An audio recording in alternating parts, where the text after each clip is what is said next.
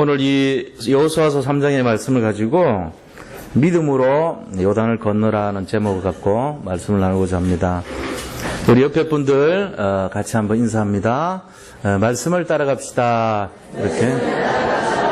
예. 오늘 이 말씀이 믿음으로 요단을 가는데 이제 언약궤를 따라가는 그런 내용이죠. 지금 요새 시대 보면은 아까 우리 장로님 말씀하신 것처럼 너무 이렇게 어려운 일들이 많이 일어나는 걸 볼 수 있습니다. 한편으로는 왜 이런 문제가 자꾸 일어나는가 하는 생각도 들지만 또 뭔가 하나님 보이지 않는 그 존재에서 우리나라에 대한 막 사인을 보내는 것 같아요. 그래서 뭔지 무언에 우리 모든 국민들한테 좀 경각심을 일깨워주고 기성 어른들이 하고 있는 그 일이나 자기가 맡은 분야에 대해서 좀 책임 있는 행동을 하라고 그런 메시지가 있는 사건들 같아요. 하나같이 전부 비슷해요. 전부 다 보면 사고 나고 그냥 자기 책임 소홀하고 드러난 거 보면은 사람이 다치고 그것도 렘넌트는 착해가지고 순종하는데 어른들이 잘못돼가지고 이유도 없이 죽고 이런 일들이 막 계속 일어났잖아요. 이게 어떻게 보면은 뭔가 다른 세상 사람들은 운이 나쁘다, 재수가 없다 뭐 이렇게 다른 걸로 생각할지 모르지만 우리가 복음을 갖고 있는 입장에서는 하나님의 메시지가 담겨있는 사건이라고 그렇게 볼 수 있습니다. 이런 사건들을 통해서 우리가 이 시대를 바라보면서 이렇게 좀 짐작할 수 있는 게 정말 재앙시대가 맞구나. 뭔가 사람들에게 갈급한 문제들이 많이 있는 그런 시대구나 지금이. 그걸 알 수 있고요. 또 한편으로는 복음을 사람들이 잘 몰라요. 복음을 진짜로 누리면 복음을 우리가 이렇게 만나기는 만나지만 누리는 단계까지 가야 되거든요. 복음이 내 것이 되고 복음이 내가 사용하고 복음을 가지고 삶에 적용하고 이런 누림의 삶이 되면은 이 재앙을 막을 수 있거든요. 근데 뭔가 복음이 좀 부족하다는 거예요. 결핍되어 있다는 거예요. 그러니까 영적으로 결핍된 상태가 되죠. 그래서 지금 교회도 그래요. 교회들도 보면은 힘든 교회들 되게 많잖아요. 미자립 교회가 많고. 그래 왜 그런가 하면은 우리가 진짜 이 영적으로 완전한 복음으로 선명한 빛을 가지고 사람을 분명히 살리면은 회복이 될 거죠. 근데 그게 안 되는 거예요. 그래서 복음의 본질로 들어가 버리면 놀라운 역사가 일어나거든요. 어떤 분들은 오해를 많이 합니다. 무슨 오해를 하냐면은 뭘 많이 알아서 또 배워서 능력을 갖춰서 복음의 능력이 나타나는 줄 알아요. 근데 그게 아니에요. 왜냐면은 복음의 능력이 역사하는 것은 그런 기준이 아닙니다. 우리가 뭔가를 많이 배우고 뭔가를 많이 암기하고 뭐를 잘 기억을 잘해가지고 하는 거는 세상 방법 아닙니까? 그러면 그 사람은 성공하게 돼 있고 시험 잘 보게 돼 있고 높은 지위에 올라가게 돼 있어요. 그건 세상 방식이에요. 복음이 그런 게 아니에요. 복음을 그런 식으로 하면 우리는 열심히 맨날 외워야 돼요. 맨날 공부해야 돼요. 맨날 노력해야 돼요. 수고해야 돼요. 근데 그런 것이 아닙니다.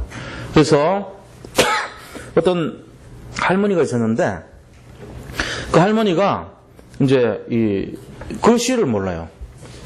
근데 글씨 모르는데 남한테 다락방 할 수 있나요? 글씨도 모르는 사람이? 우리가 생각할 때 말이 안 되죠. 그럼 엉터리로 할 것 같은데 그렇지 않아요.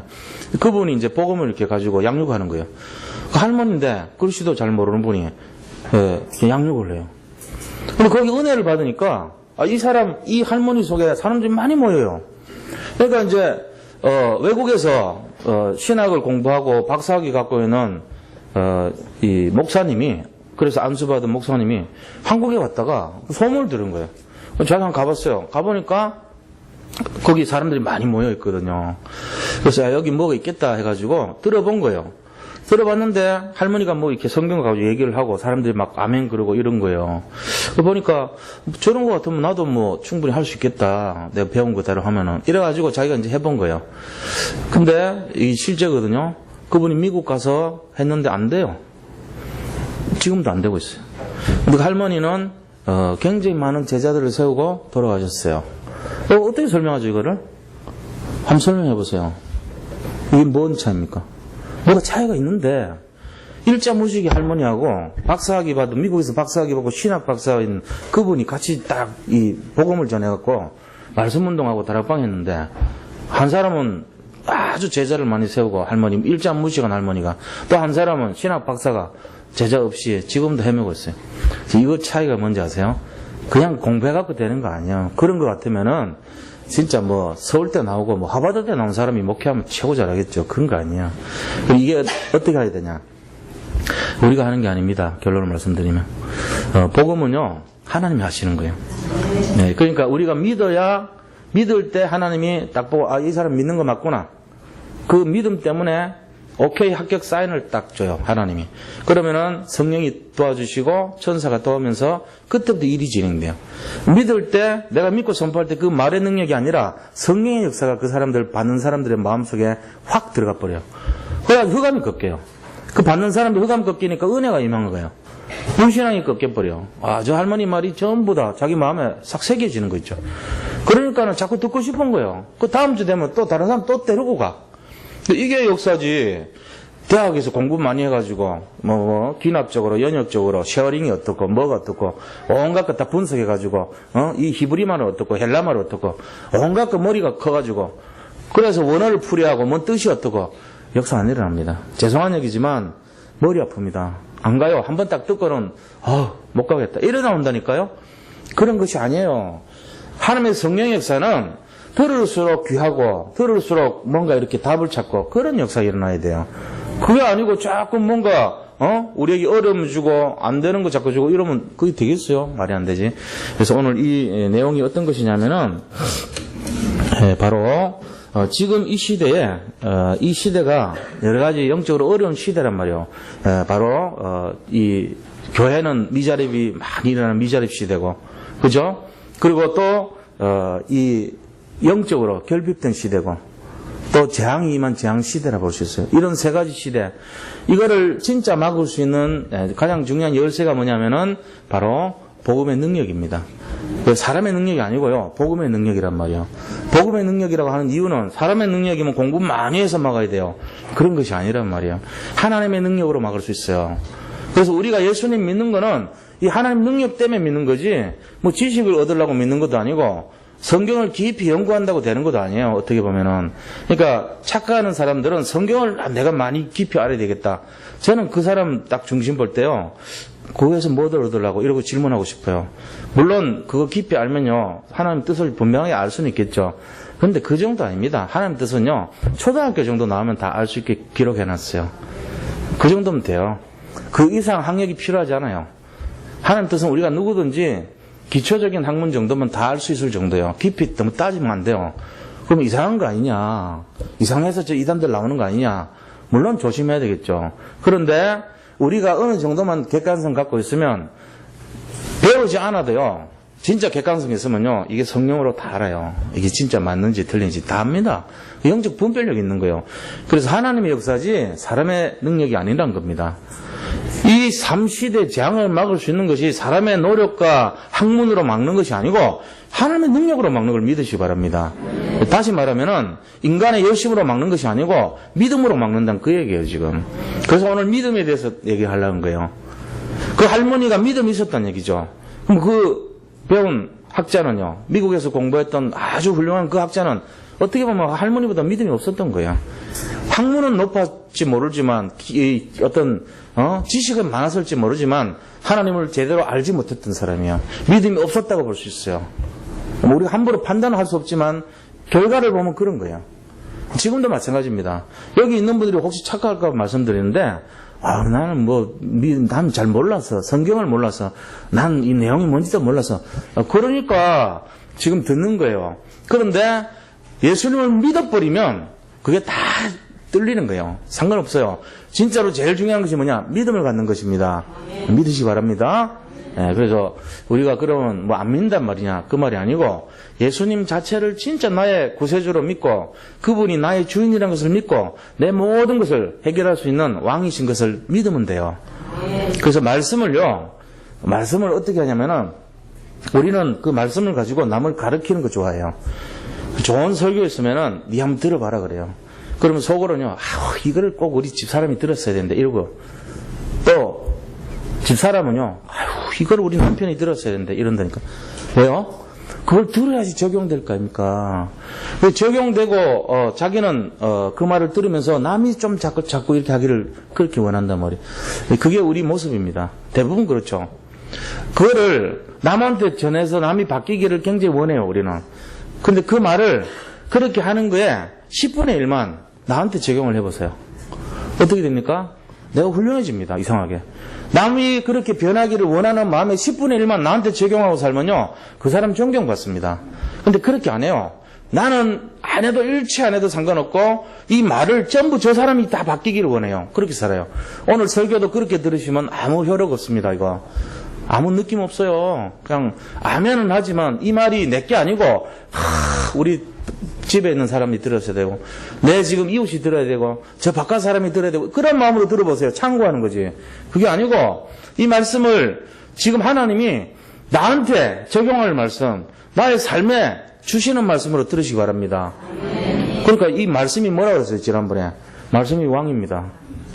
왕의 말을 내가 함부로 판단하면 안 되죠. 왕의 말을 거역하면 안 되죠. 저도 말씀 선포하지만 이게 제 말이 아니에요. 하나님의 말씀을 근거로 해서 저도 이 말씀을 따라가기 위해서 하는 거지 않습니까? 그런 태도로 해야지. 내가 해놓고는 나는 마음대로 살아도 돼. 그거는 틀린 얘기예요. 그래서 남들한테 바뀌고 적용하고 남들이 변하기를 원하는 거라면 먼저 나한테 충분하게 적용시키시기 바랍니다. 그래서 승리하는 한 주간 되기를 축원드립니다. 자, 그렇다면은 이 삶 시대를 이 문제와 사건을 이길 수 있는 제일 중요한 열쇠는 믿음이라고 그랬는데 믿음은 어떤 믿음이냐? 오늘 본문의 말씀을 보면서 말씀드리겠습니다. 첫 번째입니다. 본론에 들어가서 첫 번째로 요단을 건너는 믿음이에요. 요단을 건너는 믿음은 도대체 어떤 믿음이냐 하는 거죠. 요단을 건너는 믿음은 결론적으로 말씀드리면 하나님이 이 요단을 갈라버렸어요. 하나님이 이 요단강을 갈랐다니까요. 이 요단은 뭔데요? 우리 앞에 직면한 인생의 문제를 상징하는 거예요. 요단이라고 하는 거는 우리가 건너야 될 그런 어려움을 상징하는 것이 요단입니다. 이제 강이니까. 근데 이 강을 하나님이 갈르셨다는 거예요. 자, 어떤 것 때문에 갈랐냐? 요단을 건너는 믿음에 있어가지고 무엇 때문에 갈랐냐? 7절 때문에 갈랐어요. 7절 뭔데요? 한번 보자고요. 여호와께서 여호수아에게 이르시되 내가 오늘부터 시작해서 너를 온 이스라엘의 목전에서 크게 하여 내가 모세와 함께 있었던 것 같이 너와 함께 있을 것을 그들이 알게 하리라. 이것 때문입니다. 이게 뭔 말이냐면은 하나님이 모세를 그동안 이렇게 인도해서 이집트에서 이스라엘 민족을 끌고 광야길을 이제 지나왔잖아요. 지나오고 이제 시작을 하잖아요. 그러면 10가지 기적을 보여주신 거예요. 이집트의 바로의 왕을 설득하기 위해서 10가지 기적을 쫙 나타낸 거거든요. 그러면서 나일강이 그들이 섬기던 나일강이 피로 변하고 또 그들이 섬기는 개구리가 범람을 해서 사람을 피해를 주는 걸로 신이 아니라 피해자인 것을 보여주시고 그 다음에 막 이를 막 일게 해가지고 이도 신으로 섬겼거든요. 이 신을 너희들에게 피해를 주는 존재로 보여주고 그 다음에 파리를 막 들껍게 해가지고 또 막 그 파리 신도 막 섬겼어요. 그 다음에 동물을 섬겼는데 동물의 몸에 막 악종과 막 그 다음에 종기가 나게 하고 그 다음에 그 다음에 독종이 막 퍼지게 하고 막 이래가지고 너희들 섬기는 이 신 아무것도 아니지 않냐 이 보여주고요. 그래도 또 안 되니까 이래 하늘에서요 우박을 막 내려가지고 막 주먹만한 우박이 떨어져서 모든 농산물을 없앱니다. 농산물을 신으로 섬겼거든요. 너희들 섬기는 그 농산물도 아무것도 아니지 않냐 이래가지고 우박을 막 해서 농산물 다 없애버려요. 그리고 남은 농작물까지도 그거 갖고 살아보려고 했는데 메뚜기를 보내요. 메뚜기 보내가지고 그 남은 거 가지고 다 없애버려요. 재앙이 임한 버려요. 재앙이 임한 거죠. 이 모세가 하나님한테 기도했더니 그런 막 기적을 막 내푸는 거예요. 그러면서 그 다음에는 막 태양을 섬기니까 태양을 막 가려서 흑암이 확 임하게 만들어버려요. 마지막에 그래도 안 되니까 바로의 아들 신이거든요. 바라오 하면은 태양의 신 이 뜻이에요. 신으로 섬겼는데 그 신의 바로의 신으로 여기는 바로의 아들 그것도 신 아닙니까? 그걸 죽여버려요. 하나님이. 장자를 다 죽이는 거예요. 가축의 첫째 것 모든 첫째 것을 죽이는데 조건이 이 어린 양의 피를 가지고 문설주하고 임방에다 바르지 않은 그 집만 공격을 해서 다 그 재앙이 임하게 만들잖아요. 그러니까 하나님이 모세를 쓰시는 것을 모든 사람이 본 거예요. 그래서 출애굽하도록 허락을 받고 지금 홍해 앞에 딱 섰잖아요. 홍해를 이제 걷는 거예요. 그까지.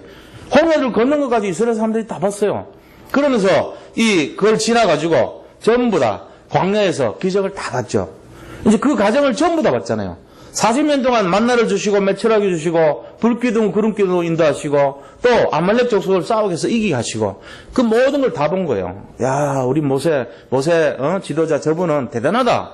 호렙산에 가가지고 돌판을 받아가지고 왔고 그 돌판 이후로 아론의 쌍난 지팡이와 만나를 단 황리를 가지고 언약궤를 딱 만들고 그리고 이 성막 중심으로 그렇게 생활한 것까지 다 받아온 거예요. 이걸 가지고 하나님이 함께 하신 걸 봤거든요.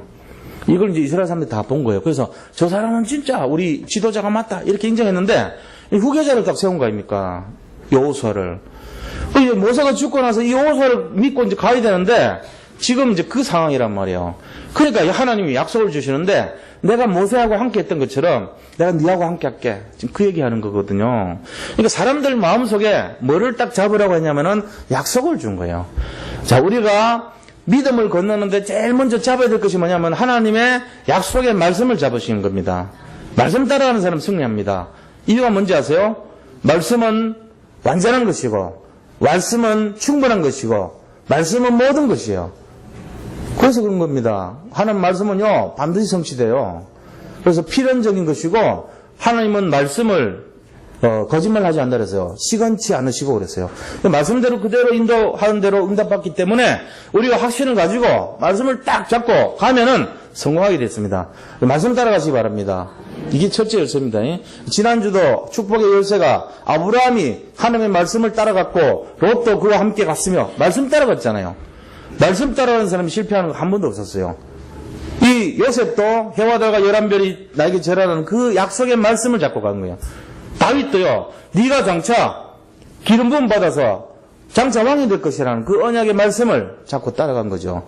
평생 우리가 뭘 잡고 가야 될지 나한테 말씀이 있어야 돼요. 오늘 우리가 이 강단에서 예배가 끝나고 나면은 내가 따라가야 될 말씀이 있어야 돼요.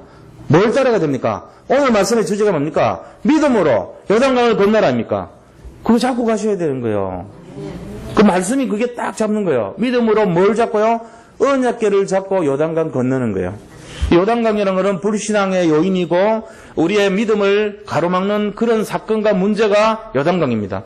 그거를 건너라는 거예요. 근데 그 건너는데 제일 첫 번째 열쇠가 말씀 따라가는 삶이다. 이거 기억하시기 바랍니다. 그래서 우리가 지금 8가지 미션이라는 걸 가지고 모여가지고 계속 말씀 받고 있는데 그 내용 중에 첫 번째가 말씀의 흐름을 타고 가라 이거예요. 말씀을 그 다음에 실현시켜라 두 번째. 세 번째는 그걸 통해서 기도하라는 거예요. 기도를 개인적으로 기도하라. 네 번째는 그걸 가지고 그걸 잡고 사람을 살리라 이런 내용이에요. 이걸 우리가 하면은 나머지는 하나님이 하시는데 하나님 문을 열어주시고 그 다음에 예비된 열매를 세워주시고 무너지지 않는 지교가 일어나고 그 속에 이유가 있고 내원하는 제자가 세워진다는 겁니다. 제일 첫 번째가 뭐냐? 말씀 따라가는 거예요. 말씀을 잡고 승리하시기 바랍니다. 반드시 그렇게 하시고. 자, 그 다음에 이렇게 했는데 8절에 보니까 뭐라고 되냐면은 너희는 언약궤를 맨 제사장들에게 너는 명령하기를 너희가 요단 물가에 이르거든 요단에 들어서라 하라 이랬어요. 이게요 보통 말이 아니에요. 지금 요단에 들어서게 하라 이 말은 그냥 요단 강물 평상시에는 강 높이가 70cm밖에 안 돼요. 뭐 70cm 건너가면 되죠. 강폭이 얼마냐? 20m밖에 안 돼요. 평상시에. 그런데 지금 건너가려고 할 때 이 시기는요 곡식을 거두는 시기였어요. 곡식 거둘 시기에는 저 헬몬산에서 갈릴리 호수를 거쳐가지고 내려온 요단강인데 헬몬산 눈이 녹아버려요. 얼음이 녹아요. 그래서 물이 굉장히 많이 내려와요. 범람하는 시기예요. 그때가. 곡식 거두는 시기에는 그쪽에 막 이 덥고 이런 시기이기 때문에 물이 넘쳐요. 그래서 강폭이 약 1.2km까지 늘어나요. 강 높이가 2m까지 높아져요. 지금 이제 옛날하고 평상시하고 다른 거죠. 근데 그때 물가에 서거든 언약궤를 잡은 제사장들이 건너라 이런 거예요. 이게 문제가 맞잖아요. 그 2m 높고 막 1.2km를 걸어가야 되는데 뭐를 메고요? 언약궤를 메고요. 이 언약궤 무게가 얼마인지 아세요? 240kg이에요. 4명이 들고 있는데 240kg를 4명의 제사장이 들고 1.2km 거리를 2m 높은데 들어가라는 거 하나님이 하루 죽겠어요? 할 수 있겠냐고요, 지금. 자, 이게 지금 우리가, 이게 뭐를 말하는지 알아야 돼요. 믿음이 아니고는 못 갑니다. 그거를 지금 가라는 거예요. 그래서 요단을 건너는 믿음이 이게 바로. 근데 뭘 잡고 가야 되냐? 말씀 잡고 가는 거예요, 지금. 이게 믿음입니다. 믿음이라고 생각해 보세요. 예를 들면은, 우리가 눈앞에 아무런 증거가 없어요. 증거 없는데, 이게, 일어날지, 아니면 없어질지, 아무도 예측을 못해요. 한 번도 가보지 않은 길이에요. 내 인생 길이라고 보자고요. 자, 근데 믿음의 선택을 해야 되는 그때. 믿음의 선택인데 두 갈래 길이 있는 거예요. 이쪽 길은 내가 어떤 길인지 아직 몰라요. 또 이쪽 길은 어떤 길인지 몰라. 가봐야 알아요. 자, 이런 양갈래 길에서 섰어요. 어느 쪽으로 가실 건데요?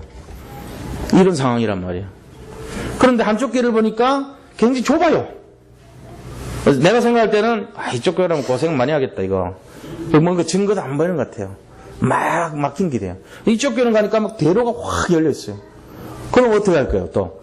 내가 그냥 조건만 보는 사람 같으면 뭘 따라가겠어요? 대로를 따라가겠죠. 근데 하나님 뭐라고 했습니까? 좁은 길로 가라 그래요. 우리 보고. 왜 좁은 길로 가라 그래요? 저 같은 경우는 좀 힘들어요, 좁은 길 가기가. 이게 지금 넓어야 되잖아. 좁은 길 가기가 쉽지 않다니까요. 근데 하나님은 우리 보고 좁은 길로 가래요. 그럼 뭐 고생할 길을 일부러 가는 것도 미련한 거 아닙니까? 이런 상황이란 말이야. 지금 요단을 건너는데 70cm고 20m 폭 정도일 때 간다 그러면은 그냥 건너죠. 그거는 우리가 생각하는 신앙생활입니다.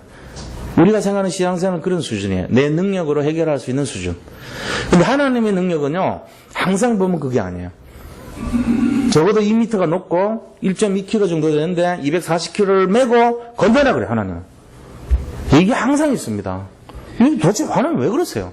홍해 건널 땐 더 심했어. 육지로 가고 있는 거를 끌어가지고, 야, 니 바닷가로 와. 그래 놓고, 바로가 가라 그래놓고는 옆에는 신하가 혹이 역자오 돼. 옛날 성경 보면. 혹이란 말은 어떤 서무한 거예요. 어떤 사람이 말하기를, 이 말이에요. 누군가가 말하기를, 저 사람들 가면은 노동력이 떨어집니다. 잡아야 됩니다. 그래가지고 마음 바꾸게 해서 추격하게 만들어요.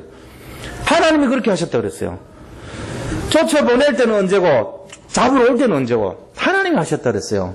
그래 놓고는 막, 중간에 딱 끼워놓고는, 뒤에는 쫓아오고, 앞에는 호수를, 바다를 딱, 이런 상황을 하나님이 하시는 거라니까요. 뭘 보려고 그랬을까요? 지금 저는 우리나라에 일어나는 이런 일들, 홍해 앞에 이스라엘 민족의 태도, 지금 요단강 앞에 하나님의 명령, 여리고를 바라볼 때 어마어마한 그 여리고 앞에 서 있는 하나님 자녀들의 그 심정을 통해서 주님이 우리에게 원하시는 것이 과연 어떤 것인가입니다. 그 사건을 지으시고 일을 행하시며 일을 지어 성취하는 분이 하나님이신데 원하시는 게 뭘까요? 그걸 생각해 보셔야 돼요. 우리가 우리 인간적인 생각으로 하지 마시고 하나님 입장에서 나를 바라보세요. 그러면 최고로 성공합니다. 하나님 입장에서 나를 바라보면 문제될 게 하나도 없어요. 하나님이 지금 나를 사자굴에 집어넣는구나 이거죠, 단지. 지금 하나님이 나를 용광로 속에 들어가라 하시는구나. 들어가 버리면 돼요. 하나님이 말씀하시면 들어가면 돼요. 지금 하나님이 나를 이 좁은 길로 가라는구나. 가면 돼요. 하나님이 하시는, 하나님의 입장에서. 그걸 믿음이라고 그래요. 모든 사건 속에는 하나님의 믿음을 가지고 하나님의 계획을 진행하는 줄 믿으시기 바랍니다. 그겁니다. 우리가 뭐 계획할 필요 없어요. 우리가 뭘 대책 세우고 할 게 아니에요. 믿음으로 가는 사람은 사실은 대책 안 세우는 거 미련할 정도로 전도하러 가는데 두벌옷도 가져가지 말고 지팡이도 가져가지 말고 전대도 가져가지 말고 아무것도 가지고 말고 그냥 가라. 먹을 것도 그 집에서 책임질 것이다. 그냥 가라. 이렇게 합니다. 하나님이 그러셨어요. 하나님이 가라 그러면 가면 돼요. 고생하면 돼요. 힘들면 되는 거예요. 왜요? 하나님이 책임져 주신다는데. 그건 좀 약간 맹목적 신앙 아니냐? 아닙니다. 말씀을 잡은 신앙입니다. 맹목적인 신앙은 뭐냐? 말씀 놓친 신앙입니다. 자기 주관으로 하는 신앙. 그건 진짜 위험해요. 그게 아니고 내가 말씀을 잡았다면 믿음으로 말씀 잡았다면 그대로 하면 돼요. 그렇게 하시기 바랍니다. 그게 바로 8절 말씀입니다. 오늘 9절에 보니까 뭐라고 되어 있습니까? 여호수아가 이스라엘 자손에게 이르되 이리 와서 너희 하나님 여호와의 말씀을 들으라 하고 하나님의 말씀을 들으라. 이거 중요한 내용이죠. 우리가 뭘 할 때 하나님의 말씀 잡아야 돼요. 그래서 말씀의 대표가 뭐죠? 언약궤입니다. 말씀의 대표가 언약궤란 말이에요. 그 말씀을 잡고 말씀을 따라가라는 거예요, 지금. 모든 사람들이 자기 주관적인 생각으로 하는데, 그러면 실패합니다. 신앙생활 할 때 주로 제일 위험한 부류가 제가 볼 때 누군지 아세요? 가장 위험한 사람들이? 자기 생각이 많은 사람이, 자기 주도적인 신앙생활 하는 사람들 제일 위험해요. 하나님 중심의 신앙생활 하는 사람은요, 다른 사람 보면 좀 밀어내 봅니다. 아, 저 사람 좀 무식하고 못 배워서 그런가 보다. 아니에요. 영이 순수해서 그런 거예요. 그러면 그렇게 안 한 사람들은요, 자기 생각이 많고 자기 계획이 많은 사람은요, 좀 보면은 성령님도 못 받아서 그런 거예요. 그거 보면 맨날 지치고 떨어지고 자빠지고 깨지고 눌리고 날마다 불안해하고 염려하고 맨날 그래요, 사는 게. 제가 모릅니다. 제가 모르는데 뻔하다니까. 그렇게 될 수밖에 없어요. 왜냐하면은 자기 주도적인 삶을 산다는 거는 자아가 강한 거예요. 자기가 강하고 자기 계획이 앞서고 하나님은 자기 비서실장이고 자기 종노릇하게 그렇게 만들어버려요. 자기 주장이 너무 강하고 자기 색깔이 강하고 자기 생각이 너무 강하면은 자기가 주인 됐다는 얘기잖아요. 이게 가장 성령 충만이 뭐냐? 가장 성령 충만이 뭔지 아세요? 성경에서 가장 성령 충만이 뭔지 알면 달라집니다. 그렇게 안 합니다. 최고의 성령 충만은 뭐냐면은 갈라디아서 2장 20절이에요. 갈라디아 2장 20절을 좀 외우세요. 마음속으로. 늘 외우고 다니세요. 이제는 내가 사는 것이 아니란 거예요. 그러므로 이제는 나를 사랑하사 나를 위하여 자기 몸을 버리신 하나님을 믿는 믿음으로 산다는 거예요. 그러니까 내가 완전히 없어지고 그리스도 복음으로 채우는 인생. 그게 가장 성령 충만이라고 그랬어요. 그게 무슨 성령 충만입니까? 그게 비굴한 거 아니면 낮은 거지. 아닙니다. 최고의 성령 충만입니다. 저는 이거 깨닫는데요, 한 30년 걸린 것 같아요, 진짜. 예수 믿고 나서 지금까지 이거 진짜 잡은데, 이거 깨닫는데, 그게 왜 성령 충만이지? 성령 충만 맞더라고요. 자기를 부인하는 거예요. 자기를 부인하고 자기 십자가를 지고 하나님 바라보는 거예요, 그게. 내 생각 자꾸 나오려고 그러면은 실패하는구나. 내 또 계획 나오려고 그러면 실패하는구나. 내 자꾸 주장 나오면 실패하고 있구나. 내가 나의 똑똑한 것이 나오면은 실패하구나. 그렇게 생각하시면 맞습니다. 그럼 100% 맞습니다. 그러면은 하나님 말씀이 어떻게 됐지? 하나님이 이럴 때는 어떻게 하라고 그랬지? 내가 초등학교만 나오면 생각난다니까요. 너무 복잡하게 연구하지 마세요. 초등학교 정도 나와가지고 찾아보시라고 읽어봐요, 성경을. 제가 너무 복잡하게 성경을 봤던 것 같아요. 그거 아니에요. 진짜 순수한 마음으로 조금만 믿음의 눈으로 갖고 보면요, 누구든지 다 성경 이해할 수 있어요. 그럼 그 말씀이 딱 떠오르면요, 말씀 따라가면서 꼭 성공해요. 이렇게 좀 죄송한 얘기지만 쓸데없이 많이 이렇게 알아가지고 너무 많은 걸 깊이 들어가가지고 이상하게 망가진 사람 되게 많아요. 그럴 필요 없어요. 단순한 믿음이 최고 좋은 믿음이에요. 그래서 그렇게 하시기 바랍니다. 오늘 이 말씀 잘 잡으세요. 9절에 하나님의 말씀을 들으라.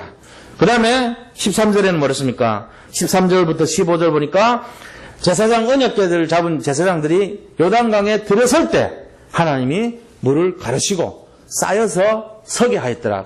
거기 마른 땅이 나오도록 물이요, 홍해처럼 이렇게 다 갈라져 버린 거예요. 요단강도 똑같이 그렇게 역사가 일어났어요. 이건 뭐 때문에 이러냐? 제사장들이 믿음으로 물에 빠질 걸 알면서도 발바닥으로 들어가 버린 거 있죠. 그러니까 하나님이 갈라버린 거예요. 우리는 뭐 어떻게 하냐면은, 요단을 가르는 믿음은요, 우리 믿음하고 반대입니다. 왜냐하면은, 우리는 이렇게 말하잖아요.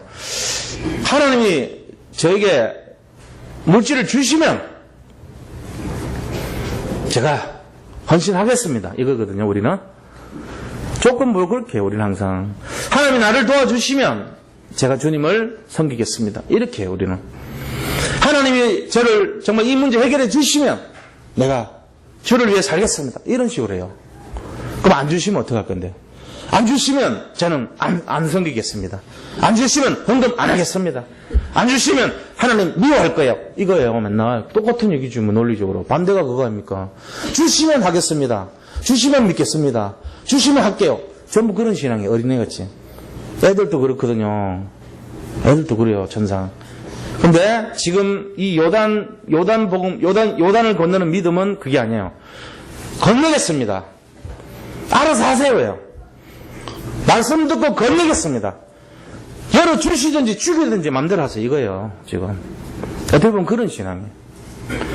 다르게 좋게 표현하면은 내가 믿고 가겠습니다, 하나님. 인도해 주세요. 이거거든요. 지금 들어가면 죽어요. 2m짜리인데 어떻게 살겠어요? 죽는 줄 알면서 가는 거예요. 가는데 그 믿음을 보고 발바닥으로 밟자 갈라버리고 마른 땅에 나왔다 이래 됐어요. 이게 우리하고 틀린 신앙이에요. 이 신앙을 잘 잡으시기 바랍니다. 우리는 하나님 저를 깨우쳐 주시고 많이 가르쳐 주시고 뭘 해주시면 내가 성경을 더 잘 알 겁니다. 틀린 얘기입니다. 그런 건 공부하는 사람들 모습이에요. 성경 갖고 공부하지 마세요. 그러면 실패합니다. 성경은 믿는 책이지 공부하는 책 아닙니다. 그럼 그래도 공부를 해야지 믿을 거 아닙니까? 아니에요. 처음부터 바꿔요. 한 페이지를 읽더라도 믿으면 승리합니다. 근데 한 페이지를 읽어도 공부하면 실패합니다. 저는 그걸 알았습니다. 저는 그래서 공부하려고 안 믿었어요. 성경을 왜 공부해요? 쓸데없이. 성경은 믿음의 책이에요. 공부하는 책 아니에요. 단 한 번을 보더라도 믿고 보면은 승리하는 거예요. 뭘 어떻게 되냐? 믿음으로 행하시면 하나님이 모든 걸 다 변화시킨다. 이거예요. 그게 성경이고, 그게 말씀이고, 그게 신앙생활입니다. 자, 지금부터 신앙생활 뒤집으세요. 내가 문제 앞에, 문제가 너무 많아요. 문제가 왜 이렇게 커요? 아니에요. 하나님 입장에서 보라 그랬잖아요. 하나님, 감사합니다. 이 문제 통해서 뭔가 큰 거 줄 것 같은데, 기다릴게요. 바꾸시라고요. 뒤집으라고 그랬잖아요, 제가. 하나님, 이 사건이 내 인생에 너무 힘든 사건이에요. 그런데 하나님 이거 뒤집을게요. 하나님이 뭔가 이유가 있겠죠. 이거 줄 때는. 나는 그거 뭔지 몰라요. 근데 난 믿음으로 갈 거예요. 알아서 하세요. 이렇게 딱 기도하시면 돼요. 그 믿음 아닙니까? 하나님의 전능하신 믿음을 잡고 가는 사람들의 모습이에요. 아이고, 맨날 죽겠습니다. 아이고, 지난번에도 힘들었는데 또 죽겠습니다. 눈물이 앞으로 가립니다. 맨날 그러면요, 평생 그렇게 살아야 돼요. 평생. 그게 아니라니까요. 신앙생활 그렇게 하면 안 돼요. 하나님 관점에서 보세요. 나의 연약함을 통해서 뭘 주시려고 그런가? 나의 지금 우울함을 통해서 뭘 주시려고 그런가? 나의 갈급함을 통해서 뭘 주시려고 그런가? 믿음의 눈으로 보시기 바랍니다. 그래야 요단강 건널 수 있습니다. 요단강 건너세요. 자, 오늘 갖고 있는 그 문제, 요단강 믿음으로 건너시기를 축원드립니다. 돈 문제 많이 걸려 있어요, 주로. 요단강 건너시기 바랍니다. 왜 하나님이 그 문제 줬습니까? 그거 자꾸 해가지고 나중에 큰 축복 주시려는 거겠죠. 안 그러겠어요? 그냥 줘봐요. 그 관리도 못해요. 어려움 겪고 나서 줘봐요. 하나님 나라 위해서 쓸 수 있죠. 안 그렇습니까? 그릇을 크는 거예요, 지금. 하나님은 그런 분 아닙니까? 모든 것이 합력하여 최고를 이루십니다. 이 내용을 믿으시기 바랍니다. 자, 두 번째는, 그러면은, 우리가 그러면 이 믿음을 가질 때 어떤 태도가 있어야 되냐가 알아야 되겠죠. 요단강 건너는 그 믿음의 자세가 어떤 거였냐죠. 내가 믿음을 가지면 뭔가 자세가 있어야 될 거 아니에요. 내 인생에 정말 이 믿음이 나한테 주어진다면 내가 이거를 가지고 받아들일 내용이 있어야 되잖아요. 첫 번째 자세입니다. 첫 번째 뭐라고 되냐면 1절 보세요. 여호수아 3장 1절에 보니까 또 여호수아가 아침에 일찍이 일어나서 그와 모든 이스라엘 자손과 더불어 시딤에서 떠나 요단에 이르러 건너가기 전에 거기서 유숙하니라. 잠잤다는 얘기죠. 그러면은 여기서 보면은 아침에 일찍이 일어나서 이게 중요한 키예요. 이 뭘 말하냐면은 하나님의 일을 하는 사람은 자기의 삶의 규모를 딱 잡아서 나가는 거예요. 이 삶의 규모는 어떤 것이냐면은 말씀 보고 성경 보고 그죠? 말씀을 가까이 하고 그다음 기도 생활하고 그다음에 예배드리고 또 뭡니까? 이 사람을 살리는 전도의 중심으로 가고 그다음에 내 삶 속에서 경제 승리하고 성공하고 그다음에 내 삶 속에서 공부와 독서 이런 거 그다음에 운동 같은 거 그죠? 저 막 요새 조금 뭔가 좀 해야 되겠더라고. 내가 몸이 좀 건강해지니까 너무 걸었더니 지금 다리를 쩔뚝쩔뚝 거려요. 걸어가지고 다리 아플 정도로 못하죠. 무게가 많이 나가니까 관절이 아프고 이 부작용인데 그래도 하니까 이런 거 나오죠. 그나마 안 하면은 계속 넓어진다니까. 하시라고요. 그래가지고 우리 자신들이 규모가 그런 거예요. 안 그러면요 계속 감당이 안 됩니다. 그러니까 삶의 규모, 생활의 규모, 이 삶 속에서 말씀이 성취될 수 있도록 내가 자꾸 규모를 세우는 게 그 중에 하나가 아침에 일찍 일어나서 새벽 기도하는 것도 마찬가지죠. 자기가 결단하고 하면 돼요. 저는 여기서 뭐 말씀드리긴 좀 그렇지만 제가 이게 몸에 뭐 좀 그 질병이 있어가지고 투석 타고 그랬잖아요. 근데 이걸 하는데 제가 이 목회를 해야 되니까 밤에 했단 말이에요. 그러면은 10시간씩 그걸 자동으로 걸러가지고 하는데 새벽 기도를 제 마음에 인도하고 싶은 마음이 있는 거예요. 맡겨도 되죠. 다른 분한테 부탁해도 되죠. 근데 그게 내가 용납이 안 돼. 제 마음에. 나는 하나님 앞에 내가 목회자로 섰는데 나는 새벽기도 인도하겠습니다. 다른 목회자가 이거 안 하면 내가 어떻게 되겠습니까? 그러니까요, 밤새도록 10시간을 이걸 걸르는데요, 저녁에 한 7시쯤 되면 자야 돼. 7시쯤 돼가지고 아침에 새벽 4시 10분까지 그 매달려 있는 거예요, 줄에. 한 2m, 3m 밖에 못 다녀요. 그럼 뭐 하냐? 거기서 뭐 하겠어요? 밤새도록 기도하고, 말씀 보고, 10시간 동안 해야 되니까. 그러면 거기 묶여있다가 아침에 급하게, 그거를 끄고 조정을 해가지고 와서 말씀 인도하는데, 제 마음속에요. 그걸 1년 정도 했단 말이에요. 예를 들면은. 그러고 나서 지금 해방돼 버렸어요, 그게. 안 그래도 돼. 내가 그냥 맘대로 먹고 싶으면 물도 맘대로 마셔도 돼. 내가 걸어 다니고 싶으면 맘대로 걸어도 돼. 새벽 기도도 마음 편하게 인도할 수 있어요. 자, 그런 새벽 기도하고, 그냥 억지로 일어나서 의무감 때문에 마지못해서 하고, 예를 들어, 또 오늘 또 가야 되는데 안 가면 어떡하냐, 피곤한데 쉬고 싶은데, 이러면서 오는 새벽 기도하고, 뭐가 다르죠? 다를 거라고 봐요, 저는. 저는 여기 오고 싶어요. 작년부터, 재작년부터, 그전부터요, 여기 오는 게 너무 좋았어요, 저는. 왜요? 하나님이 저를 인도해서 그렇게 만드는 거예요. 말씀 전하는 게 너무 감사하고요. 이거를 나누고 아침부터 이 힘을 얻고 싶어가지고. 그런 마음으로 오는 거예요, 저는. 진짜 밖에서 수백억을 버는 것보다도 여기에 이 하나님의 전에서 내가 기도할 수 있는 이게 기뻐가지고. 난 남한테 양보 안 하고 싶어요, 사실은. 이걸 왜 뺏겨, 이 축복을. 내가 말씀 인도하고 내가 은혜 받고 내가 기도하는 그게 좋아요, 저는. 그런 것처럼 우리가요, 뭔가 마음에 사무치고 맺혀서 돼야지. 억지로 누가 한다고 그건 틀린 거 아닙니까? 신앙생활 진짜 다르게 보시기 바랍니다. 진짜 믿음으로 승리하시길 축원드립니다. 믿음의 자세는요, 아침에 일찍이 일어나, 이 자세예요. 제가 그걸 말씀드린 거예요. 저도 그 중에 조그마한 한 가지를 지금 하고 있지만 진짜 갱신해 나갈 거예요, 계속. 제가 여기 많은 분들 앞에 말씀드리지만 이 몸무게도요, 제가 그렇게 몸이 균형이 깨지면서 한 40kg 늘어났어요. 참 말도 안 되는 얘기죠. 지금 이게 다행히 그래도 그 중에 한 10kg 줄어들었다고. 이 상태가 그나마. 그럼 또 이제 남은 것도 줄여 나가야 돼. 제가 계속 평생 해야 될 게 더 계속해서 남들보다 더 건강하게 그렇게 될 수 있도록 제가 하려고 그래요, 지금. 왜? 제 영적 문제니까 이게. 움직이기 싫어하고 피곤한 거에 너무 치이고 그게 제 영적 문제 아닙니까? 오늘 여기 말씀 보니까 믿음의 첫째 자세가 아침에 일찍 일어나. 자기 규례란 말이에요, 이게. 삶의 규모를 갖춰야 돼요. 유 목사님, 그 운전하는 우리 이재홍이라고 친구 동기 장로가 있는데, 그 장로님 그러더라고. 뭐라고 얘기하면, 유광수 목사님한테 자기가 아침 일찍 가보면은, 토요일에 갈 때, 무지하게 일찍 일어나신대요. 그럼 뭐 드시냐면 주로 아침에 생식 드세요, 그분은. 그럼 생식 해가지고 물 딱 하고 딱 드시고 끝이에요. 그때까지 점심 하나도 안 드셔. 아침 식사 하나도. 그렇게 하는데 밤을 새가지고 메시지 그거 하지. 메시지가 너무 많잖아요, 사실. 그렇게 하면서도 시간 딱 정확하게 지킵니다. 최고 먼저 양복 입고 딱 기다리고 있대요. 모시러 가서 전화하면 바로 내려오시는. 그러니까 제가 보니까 규모가 달라요. 30만 명 이끌어가는 분이 그냥 되는 건 아닌 것 같아요. 그런 규모가 아침에 일찍 일어나서 여기 딱 걸려있는. 우리가 이런 거를 잘 배우셔야 됩니다. 두 번째는 뭐라고 얘기했냐면요. 3절에 보니까 언약궤를 맨 제사장을 쫓아가라.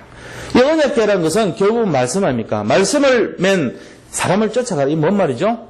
말씀 따라가라는 얘기인데 우리 교회에서 있어요. 언약궤를 지금 누가 메고 있습니까? 언약궤를. 일단 제가 메고 있어요. 우리 유영현 목사님이 메고 있어요. 자, 또 공병 전사님이 메고 있어요. 김미정 전사님 메고 있어요. 또 김명진 전도님 메고 있어요. 이 언약궤 맨 자들이에요. 제사장들이라고. 그래서 그분들을 따라가는 것 같이 말씀의 흐름을 따라가는 거예요. 이 말씀을 따라가면 성공하게 되어 있습니다. 말씀을 강단 메시지를 잡고 승리하시기 바랍니다. 그래서 이 언약궤로부터 시작돼야 돼요. 그걸 가지고 딱 가면은 성공하게 되어 있습니다. 하나님이 그렇게 했어요. 이 믿음의 첫 번째가 말씀 따라가는 거지만 언약궤를 따라가는 거. 또 믿음의 첫 번째가 규모를 세우는 것이고 언약궤를 따라가는 것이고. 그다음 5절 보니까 뭐라고 되어 있습니까? 여호수아가 또 백성에게 이르되 너희는 자신을 성결하게 하라. 자신을 성결하게 하래요. 이 성결이라는 것은 영적인 성격을 말해요. 자기 자신을 영적으로 딱 하나님만 바라보는 오직의 믿음을 가지라는 그런 얘기입니다. 다른 거 자로나 우로나 치치 말고 오직 하나님 바라보라는 거예요. 우리가 자꾸 세상 것 바라보고 또 세상 우상 숭배하고 자꾸 근심 걱정하고 세상 문제에 눈이 가고 미래를 걱정하고 이렇게 살면 안 된다는 겁니다. 하나님만 바라보시기 바랍니다. 이게 세 가지가 열쇠예요. 하나님 바라보는 오직의 믿음, 그 다음에 언약궤를 따라가는 강단 중심의 말씀 중심의 믿음, 세 번째는 삶의 규모를 갖추고 결단하라는 거예요. 그 다음에 세 번째, 큰 세 번째.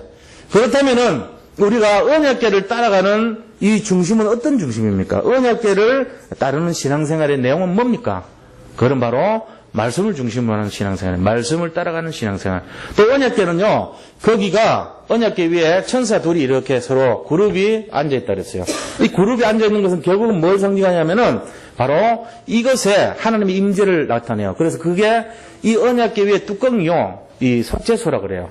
사람들의 죄를 용서해주는 장소예요. 또 여기가 은혜를 베푸는 장소라고 해서 시은자라고 그럽니다. 베풀 시자, 은혜 은자, 자석 자자 해서 시은자라고 그래요. 이 언약궤 자체 위에 뚜껑 부분이 하나님의 임재를 나타내고 하나님의 나라를 상징하는 거예요. 그래서 사람들의 죄를 용서해주고 은혜를 베풀어주는 그런 속죄소요 시은자가 되는 것입니다. 이건 결국은 성전이고 성막의 열쇠가 되는 거예요. 지금 시대가 메이슨 시대라고 그럽니다. 그중에 우리는 홀리메이슨에 대열해서 있습니다. 언약궤를 따라가는 사람들은 홀리메이슨의 정신과 홀리메이슨의 중심을 회복하는 거예요. 지금 그런 걸 회복해야 돼요, 우리가. 그러니까 성막 중심, 말씀 중심, 예배 중심, 홀리메이슨 중심, 이것이 갖춰진 제자의 생활이, 그것을 따라하는 제자의 삶이 바로 우리가 언약궤를 중심으로 한 신앙생활이라는 것입니다. 이거를 메고 따라가라는 거예요. 어디를요? 요단을 뭘로요? 믿음으로요. 이거 딱 잡으셔야 돼요. 그렇게 하셔야 돼요. 결론을 말씀드리고 말씀 마치겠습니다. 결론이 결국 뭡니까? 우리가 다른 어떤 것보다도 말씀을 따라가서 불신앙을 없애는 거예요.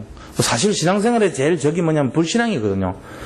뭘 해도 안 돼요. 내가 기도해봐도 안 되고 말씀 따라가도 안 되고 전도해도 안 됐다 그럽니다. 거기가 한계죠, 그 사람의. 그 단계에서 조금만 더 갔으면 돼요. 말하자면 그런 거예요. 그리고 그분이 뭔가를 놓친 게 있어요.